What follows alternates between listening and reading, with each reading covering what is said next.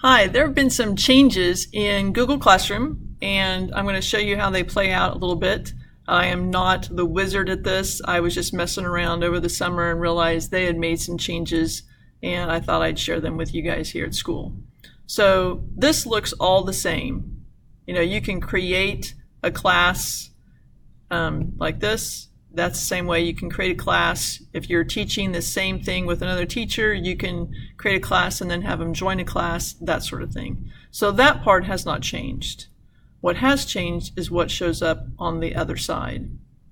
Okay, so this seems familiar. They had stream, they had students or people, and then they had, I don't even remember what it's called now, on the back side over here. But the order has changed a little bit, and this looks a little different, and we're used to clicking on this plus sign in the bottom right and having a bunch of choices, and now there aren't, and that could cause some panic. But never fear, they have a plan. Okay, so the stream is now mainly a stream. You put updates, you do reminders, that sort of thing. The thing they've changed, and it's not a bad change, is on the classwork side. So this is where you will actually set up the assignments. And the cool thing for me as a teacher, and maybe for some of you that like to organize stuff and put it in folders, you can create essentially units. Okay, so beginning of the year handouts. In science, there's always going to be an experimental design tab. Graphing and measurement. In biology, one of our first content units is living versus non-living. And so you can create all those things. So you can create, do you want to know as an assignment, do you want a question, reuse a post, or a topic? So these things that you're seeing right here are the topics. Okay, you can rename it, you can delete it, you can copy the link, you can move it up or down. So, as the year goes on, maybe I want to put the current content piece at the top and I can move it up. The unfortunate thing is, it doesn't give you the choice to move to top.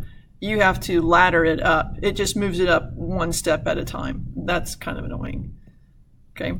Now, this was confusing to me because I'm like clicking on it, trying to put stuff in here like it's a folder, and that's not quite how it works. So under Create, you go to Assignment now. And so this is going to block 2. If I want it to only go to some students, I would uncheck that and it would show all of the students once they're enrolled, but right now no one's enrolled, so that's just the thing that's checked.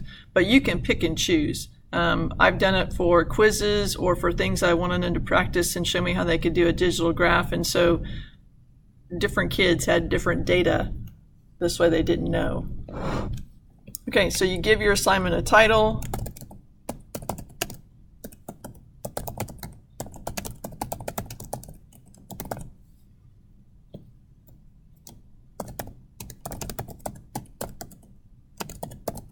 Use the class link given on half sheet. Let's try this again. We'll go class code and I'll put the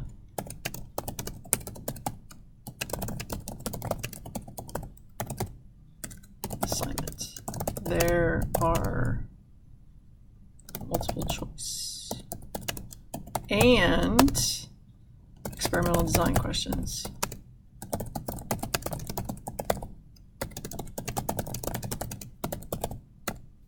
Okay, and since I have a Newsela for that class, that's their code to get in. I'm going to copy that.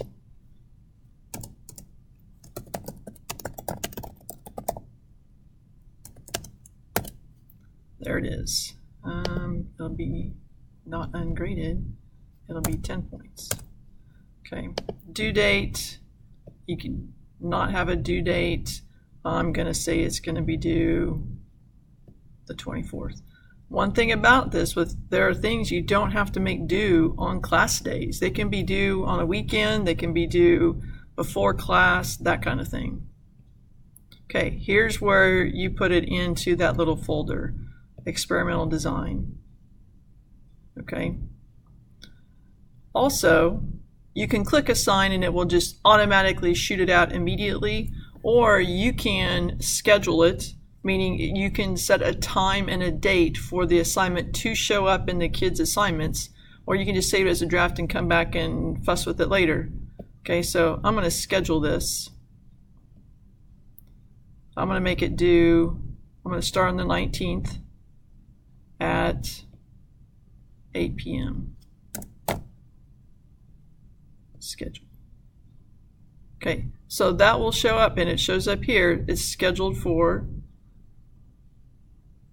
19th, 8 p.m. It's due August 24th.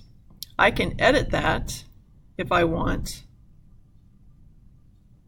Okay, like here.